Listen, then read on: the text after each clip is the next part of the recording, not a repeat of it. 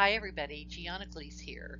I'm going to give you a PowerPoint presentation on the art and science of making soft ripened white mold cheeses. This is a PowerPoint I originally gave in 2017 for Dairy Australia. I've made a few updates and of course added my face and my talking along with it. There are basically three technologies for making these cheeses.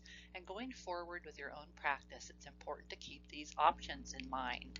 And I'll go through these extensively as far as what you can manipulate to get the cheese you want and your milk can make well. The first category is, and the simplest in some ways, is lactic technology. These are going to be a lot of your traditional French goat milk cheeses. And there's a good reason for that that we'll go into later as far as goat milk being involved.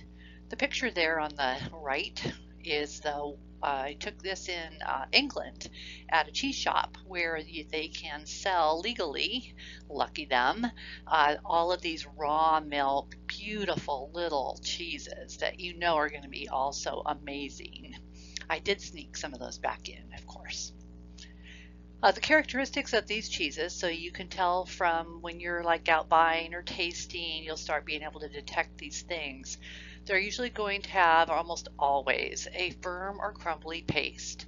It might have softened somewhat towards the exterior, but it's never going to liquefy all the way through like one of the other technologies will. They'll often too have a very thin rind, and that's going to depend on some of the mold cultures, but it's also a nature of their process. When these are made, you're going, and we'll go over all this again, and I'll try to stop saying that, but there's little to no rennet involved. There's a long, slow coagulation and acid development with a goal pH that's quite low, a 4.4 to 4.6, which is pretty much as low as you're going to ever get with any dairy fermentation. It's called the terminal pH. And when you're making them, the curd is going to be wet and acidic when it's drained. So if you've ever made chèvre or fromage blanc, you know what I'm talking about with that.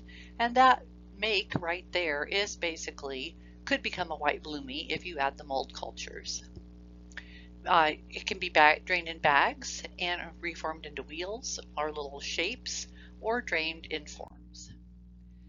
The next technology we're going to talk about is the traditional rennet paste. And this is what is going to get you that soft interior if all goes well, I should say.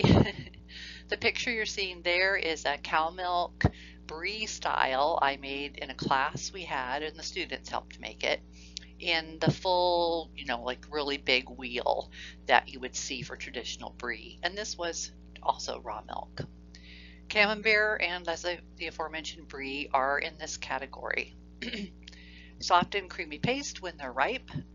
And when you make them, as opposed to the lactic technology, here's where you're going to see rennet used definitely, and the curdling therefore is quick. Little to no stirring of those curds, unlike one of the other technologies we'll talk about. And then when those curds are hooped, they're very large and very wet. And then the dehooping, the goal pH for when you take it out of that form is only a little less than 5. So significantly less acidic than the lactic curd. And the last one we're going to talk about, but you'll have to be, you'll start understanding that in all these three, there are going to be crossovers in between.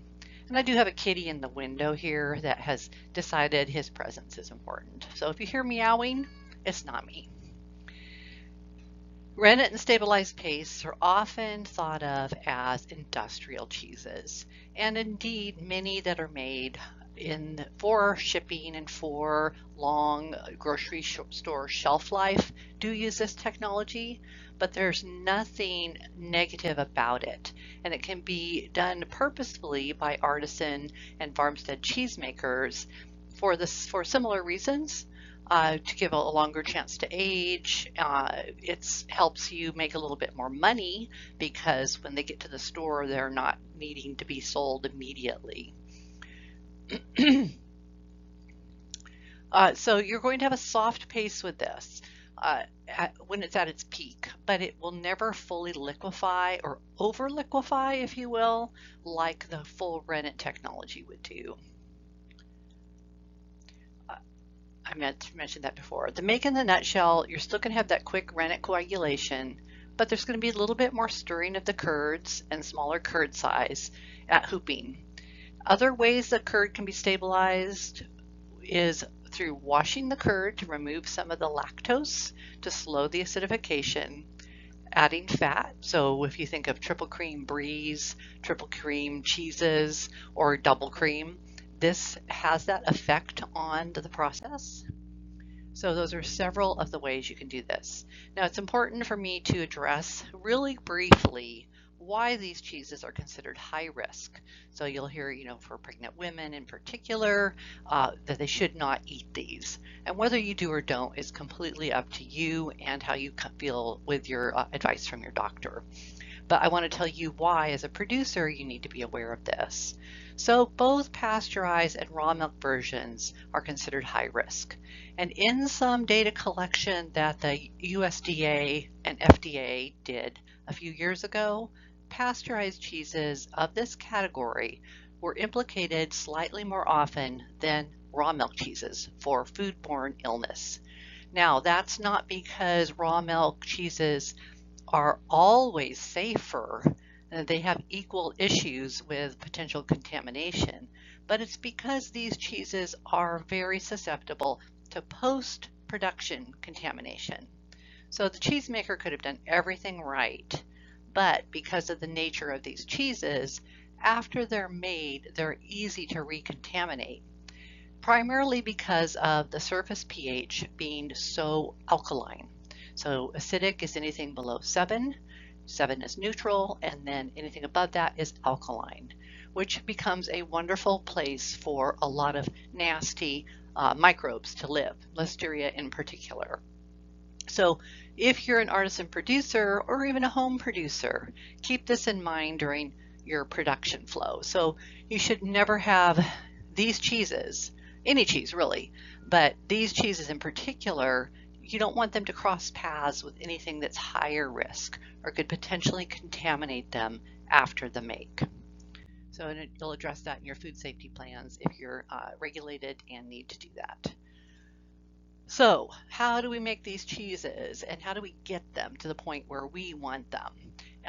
Again, sometimes you're not going to be able to do that because of the nature of your milk source, but we can sure try.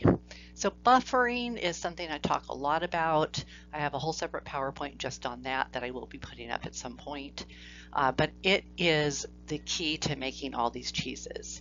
So what we're going to go over in this is milk's natural buffering capacity, how you manipulate it through the pH development during the make. And then the importance of surface deacidification. So I talked about, that goal pH at the end of draining, and then that's actually going to be your goal to change, but you have to set it up so that happens. So you're going to manipulate that with yeast, molds, and salt. Then the interior softening of the paste has to happen after the deacidification of the surface. But the surface flora are going to help that happen, and equally important is the environment in which they're aging. So let's go back to that buffering. Buffering, I'm going to cover very briefly as far as the basics go. It's a very deep topic, and most of these things are rabbit holes. So when I was writing my books, you just almost don't know where to stop with the knowledge, and it's all overwhelming. So I try to keep it on a fairly, not superficial, but a surface level so that the producer doesn't get stuck in a rabbit hole. So buffering basics. Any compound that has the ability to resist acid change, in pH change, I should say, is, any compound that has the ability to resist acid change and pH changes is a buffer or has buffering potential. So pH is the measurement of free hydrogen ions, and pH is a whole nother thing too, but just know that these compounds can basically absorb and release those ions to keep the pH of the solution itself stable. So like when you have your buffering solutions for your pH meter, then they have that. Milk too has an amazing buffering capacity, and it truly is the reason why we can make cheese. The better the buffering capacity of the milk, the more time during the make you have to reach your goals that will help you then get to the cheese you want. This kitty is driving me crazy. Here he is, just so you know who's talking in the background. So let's talk about that milk and its buffering capacity.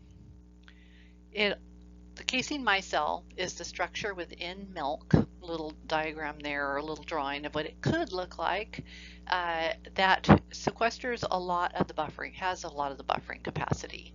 The casein micelle is made up of all the caseins in the milk, bound together with minerals, and this basically keeps them suspended in solution.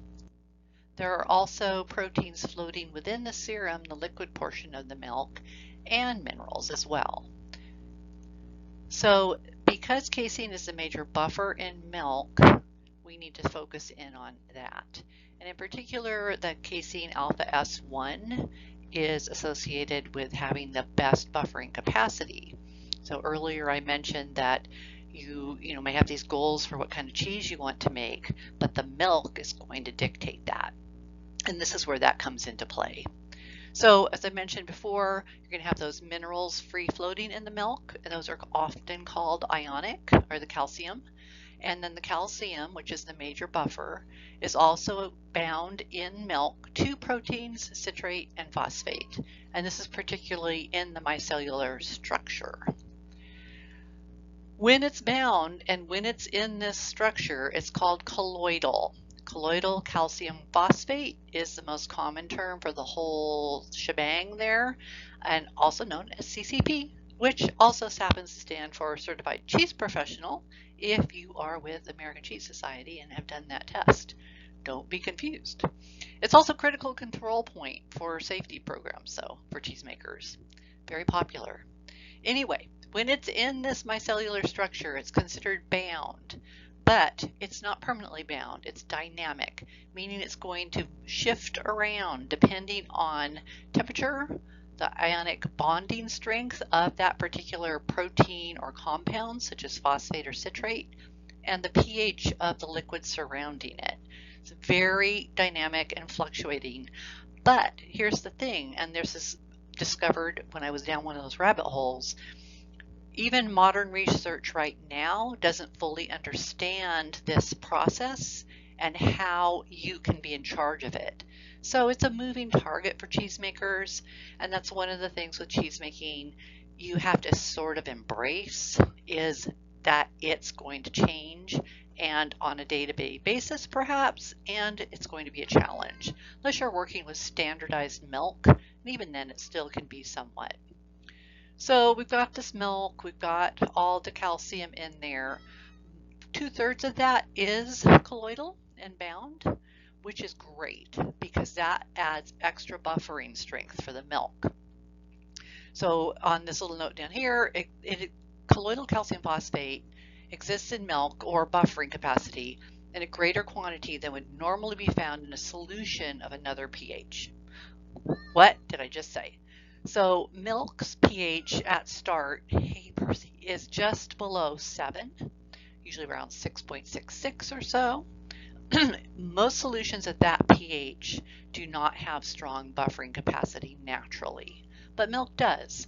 And it's that gives us the time to make cheese, because that colloidal calcium phosphate is going to bind with lactic acid during the process to slow the pH development in the vat. Phew, that's a lot. But that's what is happening while you're making the cheese. So for cheeses that you want to retain a lot of minerals, that slowing of the acidification is what's going to give you the time to get the whey out of the curd before the acid drops, or excuse me, the pH drops too high, too low. Ugh, too low.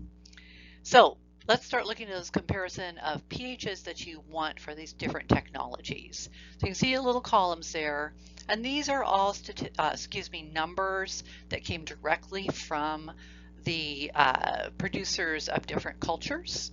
So these are available, from those like Danisco or Chris Hansen or one of those. So anyway, you got your columns here. You've got lactic, traditional rennet technology, and then the stabilized.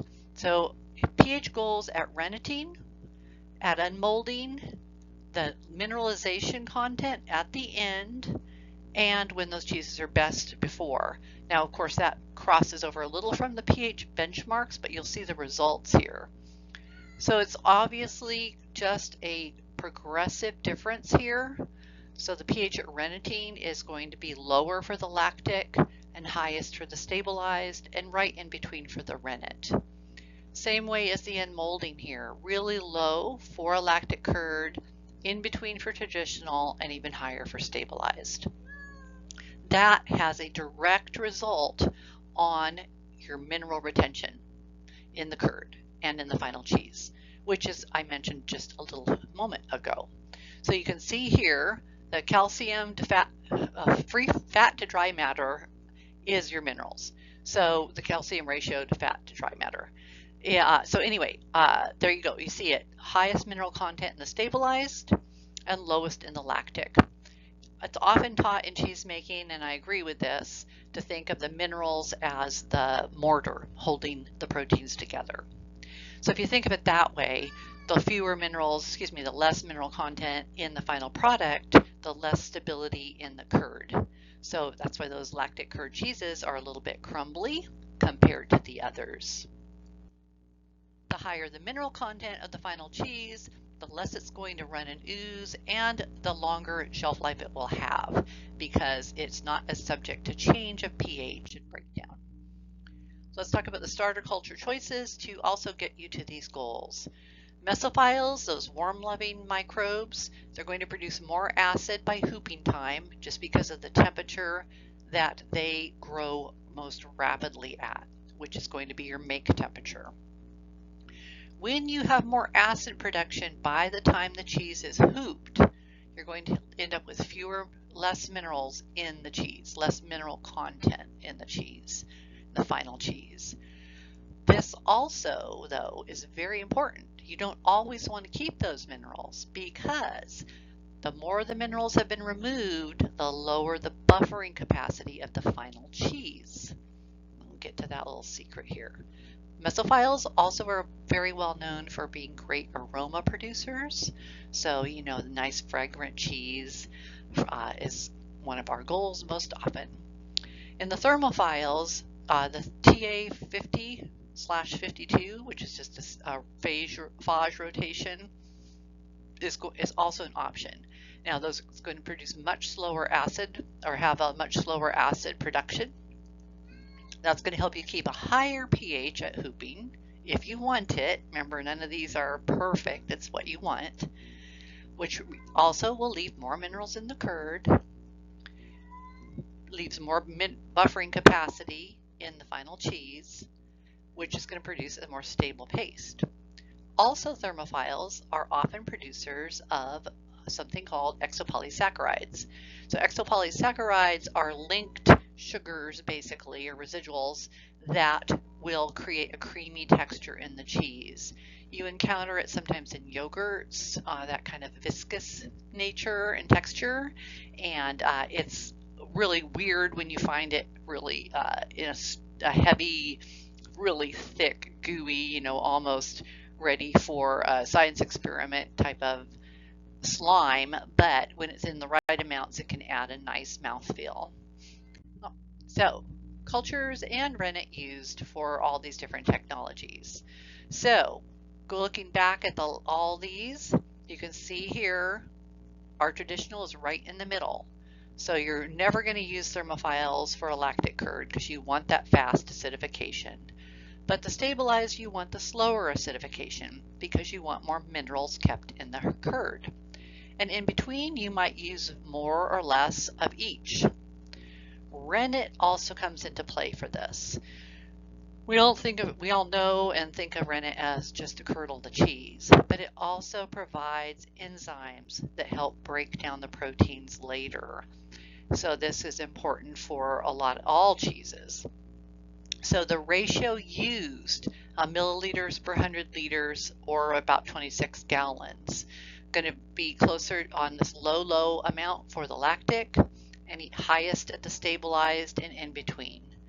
So it always reminds me a little bit of the three bears, the mama bear, papa bear, and baby bear. One was just right. So, you're going to find you're just right. And then Geotricum versus P. camemberti. So Geotricum produces a different kind of rind and different deacidification. But you can just see here, these are just some general guidelines for the amounts used in proportion to the other. Super hard to measure these guys in small batches. It's something you're just going to always be trying to strive for, because not even the smallest gram scale that we can buy for home use won't properly measure them for you. Okay, let's talk about yeast also. So yeast, you're going to see these in different culture blends sometimes, and you might wonder, why should I use that? So yeast is going to deacidify the surface of the cheese first. It's going to work the fastest and earliest. So some of it is more salt tolerant than others, and this is why we'll talk about salt's role in that early stages of the bloomy ripening. Yeast can also help produce some gas inside the cheese, which will help open up the paste, which can help allow for the transference of lactic acid toward the surface and ammonia out of the cheese and sulfur in.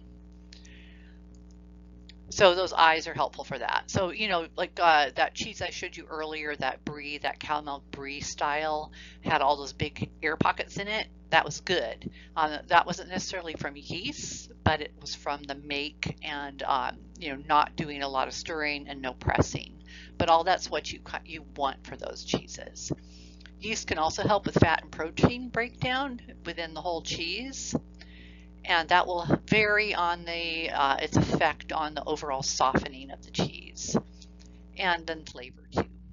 So some of the yeast you often see available, and again, this depends on the culture company, but these are some of them, and just want to pay attention whether it's going to help you on the surface and whether it might produce gas, and then its ability to neutralize that surface pH. Some of these are all nuances, you guys. So in the beginning, you kind of just have to make cheese in the beginning, and you have to just know that later, if you keep having some successes and some failures, you're going to be able to dig deeper later. Honestly, it's like practicing medicine. You're practicing cheese making because you're going to learn something new all the time. It's too bad doctors have to keep practicing on us, but there you go. So let's talk about Geotricum or Geotricum. Everybody says it differently. I have no idea if I'm right or not.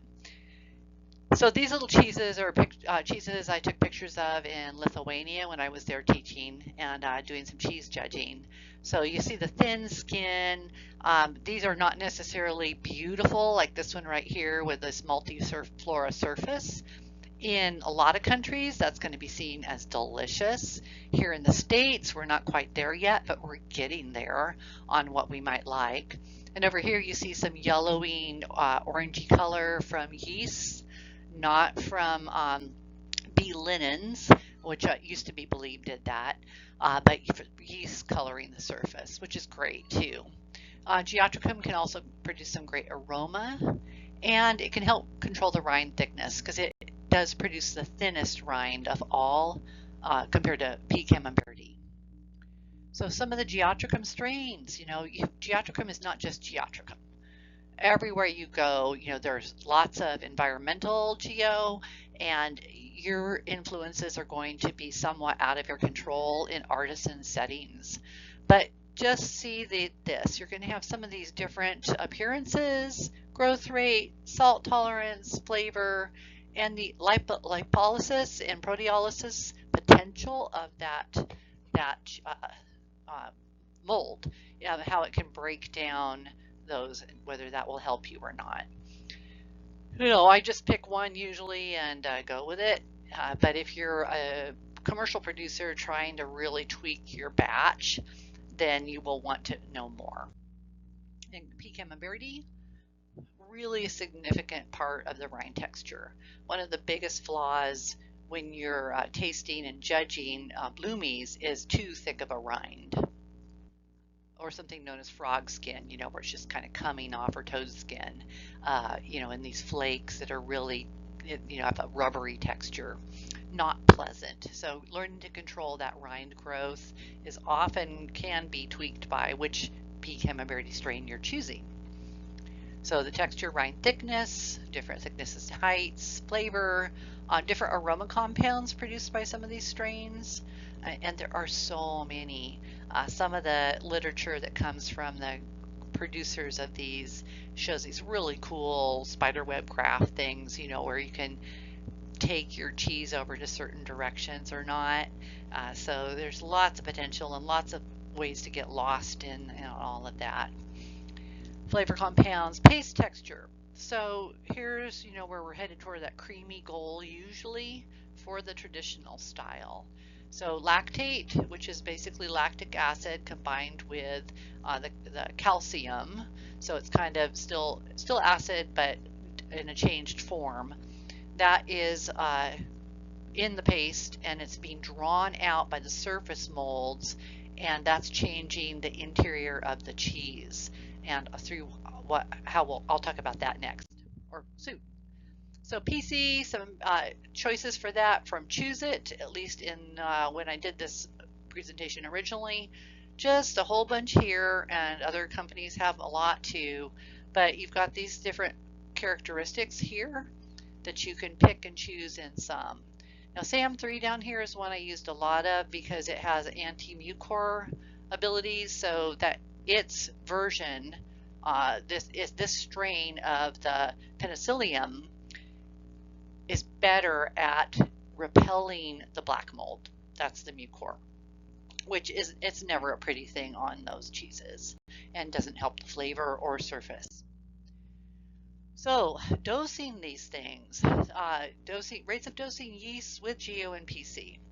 This gets a little bit even more deep into it here, but you can see that you're going to have different rates for these cheeses, and then these strains of GO, different rates for these different, lactic versus traditional versus stabilized, different rates. And then the pecan Verde is going to stay about the same. So a few different goals there that you might want to keep in mind. Now this one I kind of like, because when you're going for a thin versus thick rind, you're going to want to stick with different rates here. So to go 100% PC, Penicillium Camembert, you're going to get a very thick rind. 100% GO, you're going to get a thin rind. So in between, like about 50-50 is usually where most producers go. But if you want to make a little croton type, you're going to go with more GO. So there's not a right or wrong, particularly down here. If you're 100% PC and you have other ways to deacidify the rind early, like with some yeasts, and then you control your manufacture and aging so that you don't get that really thick rind. But as with what I mentioned earlier, measuring these guys is really difficult, particularly if you're adding it directly to a small batch. If you're making a mist to spray on the cheese, you can do a little more finesse, but it's just always a tricky thing for the small producer. So let's talk about rennet and how it affects the cheese in a little bit more depth. This picture here is a kid abomasum from a kid I harvested, and down below is that abomasum pickled and dried that I did make some amazing rennet from. And you've got thistle rennet, which you often find used in sheep's milk bloomies from Europe, and can be purchased here now too, which is great. So when you use more rennet, you're able to stir more because you've got a sturdier curd.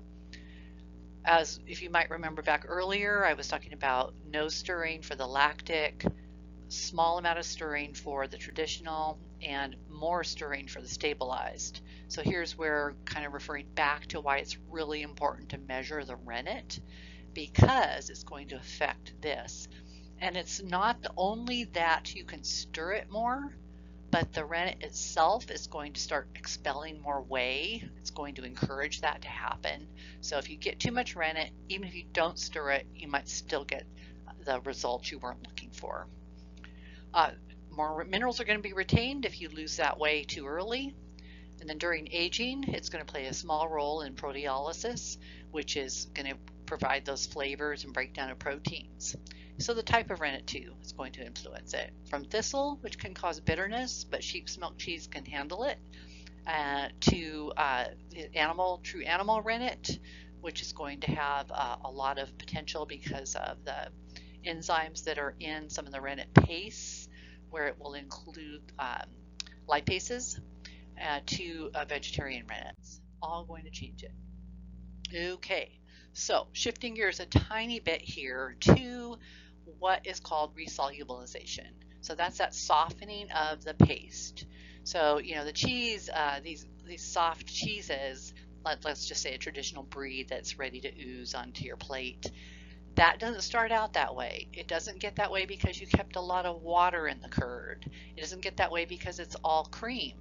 It happens because of physics and science. And science, I felt science is always there. I always tell people you can just focus on the art, but the science is still happening. So at some point, it's nice to start understanding it. So let's say your goal is to get a cheese that will run. You have to reach these pH and acid goals, or it will not happen. So let's go back over this part of it. High moisture at drainage, you know, those curds that are really wet and soft in the traditional, means that you can lose the whey and minerals, because when the whey is leaving, the minerals are going with it. You can lose it during draining, which means the curd will lose its buffering capacity. And by the time you get to a low pH of this or so, it means you also have lots of lactic acid in that curd.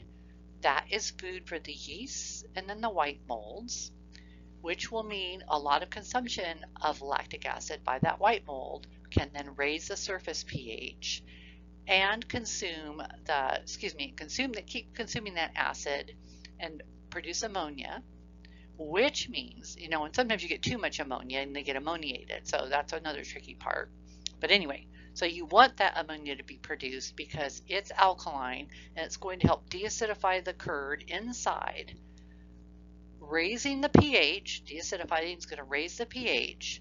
When the cheese proteins, the caseins, return back up to about 5.1, they can again bind water, which is called resolubilization. So first it has to drop down, or it can never shift and keep rising. So it has to lose the buffering capacity in order to have a pH that can rise again. So with the lactic curds, when you've got a lot of moisture at hooping, a lot of moisture is sitting, the curd is sitting in the whey during the whole fermentation process and then drained. You've lost a lot of minerals. That lowers the buffering capacity, yes, but it's so low that the surface molds cannot deacidify the interior to the point that it'll get back to that 5.1. So this is why in the lactic curd cheeses, you'll often have some runniness right at the surface, but not all the way in, because the pH was so low in that core that you can't change it by the time this softens. So in fact, if you have a good pH meter, buy a few cheeses from the store or check your own. So if it's got that hard core in the middle, the pH on that's going to be close to its original, and yet you could have it at 8 at the surface. It's fascinating and very informative to do that. So that high lactic content also, though, which I just referred to, means that that rind is going to, start resolubilizing early. And also too, those curds, because they're pasty, you know, when you put them in the bag or you put them in their forms, they don't have a lot of air in there, and don't have the open texture to allow for all that transference of lactate out and ammonia in. Another reason they stay as they are. So let's talk about that moisture again, going over rennet traditional. The wet curds at hooping equals a lot of loss of minerals, draining capacity, during draining, loss of that buffering capacity. So because we goal for them is to hoop at about 5 pH, just under 5, it means it's faster for deacidifying the surface and then faster for the whole process on the inside. So the texture can resolubilize. Shifting now to the stabilized paste, where we're going to not have that, we're going to have a crumbly texture inside, but we're never going to have it resolubilized. So the curd's a little drier at hooping because we've used a little more rennet. We've probably cut the curd smaller and we've stirred more. So we have a higher buffering capacity in the curd still because we have drier curds which do not have a lot of whey left to wash out that acid from inside the curd. It's consequently what's called a sweet curd, so they can be very palatable early. You're going to get faster rind growth because it's already less acidic, but that firmer paste because you never completely lost the buffering capacity of the curd. That loss of buffering capacity means it's going to stay more stable in pH, giving you a lot longer to age and also to sell it. This is a picture from one of our short courses we used to do at Philia Farm, and I'm open to doing those off-site now that we do not have the farm anymore. But the role of salt is also very critical. There's a bunch of the students salting the little cheeses. It's tricky to do evenly, and you get a feel for it over time if you keep doing it. So that salt is going to help drainage for the whole cheese by drawing that moisture out, and particularly on the surface of the cheese. This is why these cheeses are often salted in 2 stages, because that first salting is going to flush out a lot of whey that will wash the salt away. So doing it in 2 stages and flipping or making sure you do both sides with the salt is important. The salt is also going to help start bringing that rind in. So in addition to keeping mucor off the black mold because it's not as salt tolerant, it's going to help some of the cheese molds start growing. Excuse me. So, but you got to watch it because a lot of those white molds are not as salt tolerant as others. So that's where using a combination can be quite helpful. And of course, salt is a key to flavor in all of our food and preservation. So the goal salt amounts are usually about 1.7 to 1.8% of the curd weight. So when do you weigh that curd? You weigh it when it's done draining. So when you dehoop the cheese, and you'll get a feel for, like you can weigh 1 in the batch and multiply that by how many you have and figure it out.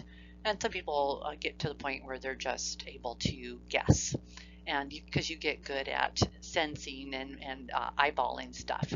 And often too, just a little pointer here with a cheese, a little cheese that doesn't have a lot of side area. Sometimes you don't even need to salt the side. You can just put it on top and know that it's going to drip down the sides. So you don't necessarily have to worry too much about the sides on some cheese, on some forms. You can brine these cheeses quite effectively. It's a very, very short brining time, and I'm talking in a fully saturated salt brine that you would be brining your other cheeses in. Just dropping them in there. You can even put them in there in the forms. So if you have a pyramid form or something, you can just float it right down there into the whey. Excuse me, into the brine. It might be a whey brine. All right, shifting now to aging the cheese. This is very also a point of difficulty for most home cheese makers, but it can be done. So here is some setups for a curtained off area that a cheesemaker back east uses. So you've got several phases for your aging. You've got the drying phase, that's often called, not to be confused with the supposed air drying of hard cheeses and wheels of cheese, but the drying phase is so the yeast and GO can get started early. So it's only going to be like a day, 2 days at the most, often done right in the aging room. A little fan might be blowing on them. The temperature needs to be fairly cool, but not too cold. And the room humidity should be fairly high. However, that's not that big of an issue because the cheeses are so darned wet, wherever they're sitting and starting to dry, the humidity is probably going to be just fine. So focusing a little less on the humidity and a little more on airflow and just giving it a start of drying in the room. Like I said, a small fan can be helpful. Once you get to that, you need a ripening stage. After the air drying is the ripening stage. So this is where you would put the cheeses in on your boards or on your racks, as down in this picture. This is a little, ultraviolet light sanitizing this water fountain that's creating a mist, which you can kind of see there in this cheesemaker's aging room. So ripening phase is going to be a little cooler, 45 to 60 degrees, humidity a little higher than I said earlier. So this is where it starts getting tricky. And they need to be turned or lifted daily. I say lifted because the pyramids, you can't flip those guys over, but you can pick them up and set them down on a new spot, particularly if you're aging them on wood. If you leave them in the same spot, the wood there is just going to get moldy right underneath it. This cheese down here you can see is on a cheese mat, which you kind of need for flipping these big ones. It's not just for the airflow there. So turning and lifting daily, lots of air exchange. You don't want to close it up and just leave it for this phase. Even if you were able to lift them every day, you got to have that air exchange. So you should be feeling a little tackiness by day 3, if not before, and that's the geotrichum coming in. And then by the 6th day, and it's often earlier too, you should start seeing the fuzzy little white mold coming in, the PC, if you've used it. And if you've used a GO that grows more like the white Penicillium camembert, then you'll start seeing it in between those times at some point. This is a huge, like it was taller, over 6 feet tall, swamp cooler that I got to see when I was visiting our friends at Jasper Hills. Massive, wonderful way to cool and humidify a big aging space. I thought it was pretty brilliant. So ripening, the second phase of ripening, is when the cheeses are ready to wrap. So they need to be wrapped earlier rather than later. It's like I always wondered, well, what did they do before fancy cheese wraps? You ate them. Or you just let them get a little less than ideal on the rind thickness. But if you wrap them, what that does is it slows down all the processes so they can continue to age and try to get to that resolubilization phase inside without getting a super thick rind. You're going to want to keep it cool, and even colder sometimes can help. So that will help slow things down. Same humidity though is really important. So when I talked about resolubilization, so the pH goes up to over 5.1. The proteins are again capable of rebinding water, but they have to have it available. And it's only going to be available from exterior, from inside the aging space. So that's another hard thing to keep, is humidity. Looking out then for what can contaminate your cheese. So this is a cheese I made before we were actually licensed, and it was so good, but I couldn't figure out a way to get it to 60 days and have it still be raw milk. This is not an ashed rind. This is a multiflora surface rind, and that cheese tasted amazing. Some French ladies just went nuts for it, and because I was trying to emulate a classic French cheese, Poligny Saint-Pierre, which I probably butchered that word, but anyway, they recognized it, and it was such a boost to when you're getting started. But for the American consumer or the US consumer, these are less likely to be purchased, but as I said, we're getting there on what we think is delicious looking. Sources of unwanted fungi can all simply be the dairy farm. Molds are going to survive pasteurization. most likely and come into play later. So any cheese can mold later because of unwanted spores that were in there that you have no control over as a cheesemaker who's buying milk. It can come from the make room, the aging room. You can do as a commercial producer your own Petri film, yeast and mold plates. I mean, you can do it as a home producer too if you want to buy them. They're not that expensive, but to test the milk. So if you're producing milk at home, you can be more aware of that. Your workers, we all need to be clean. Everything needs to be clean. Using ozone to clean the air of a space is extremely effective, and ozone generators can be purchased for the home user, and UV can be used. That's that presentation for you guys. I went through it pretty quickly, but hopefully you can go back through it and pick some things out. A lot of this is in my book. But you're always learning things after you write all this stuff down. You can email me. My email's there. I'm also on Twitter and X and Blue Sky, and I have a newsletter once a month, and that focuses a little bit more on my fiction writing. But I'd love to bring some of you into that too.